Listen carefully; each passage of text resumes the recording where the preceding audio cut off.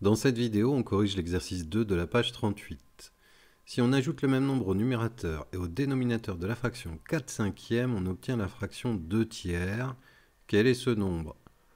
Alors dans cette case-là, je mettrai des éléments de réflexion, d'information, d'illustration. Dans cette case-là, je mettrai la rédaction, donc ce qu'il faut écrire sur une copie. Et dans cette case-là, je mets la méthode.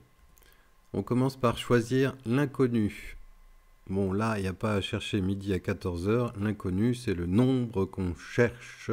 Donc, soit x le nombre cherché. On attaque la mise en équation. Alors, si on ajoute le même nombre au numérateur et au dénominateur de la fraction 4/5, ça veut dire quoi? Ça veut dire que je prends ma fraction 4/5 et je lui ajoute un nombre au numérateur et au dénominateur le même. Et qu'on a noté x. Alors, si on fait ça, l'énoncé nous dit qu'on obtient la fraction 2/3. C'est-à-dire que le résultat sera égal à 2/3. Voilà donc l'équation qu'on devait trouver. Donc, on écrira sur sa copie. On a 2 points. 4 plus x sur 5 plus x égale 2/3.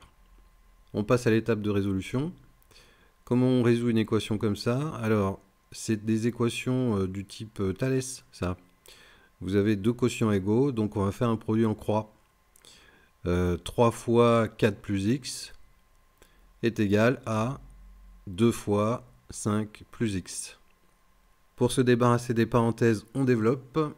3 facteurs de 4 plus x, ça fait 12 plus 3x. Et 2 facteurs de 5 plus x, ça fait 10 plus 2x.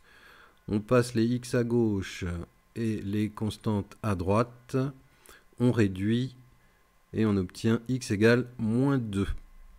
On conclut, si on ajoute moins 2 au numérateur et au dénominateur de 4/5, on obtient 2/3. Je rajoute ma petite étape de vérification. Est-ce que ça marche bien avec moins 2? Donc ça, c'est pour vérifier que je ne me suis pas trompé dans la résolution de l'équation. On remplace le x par moins 2. 4 moins 2, ça fait 2. Et 5 moins 2, ça fait 3. Donc c'est bon. On ne s'est pas trompé.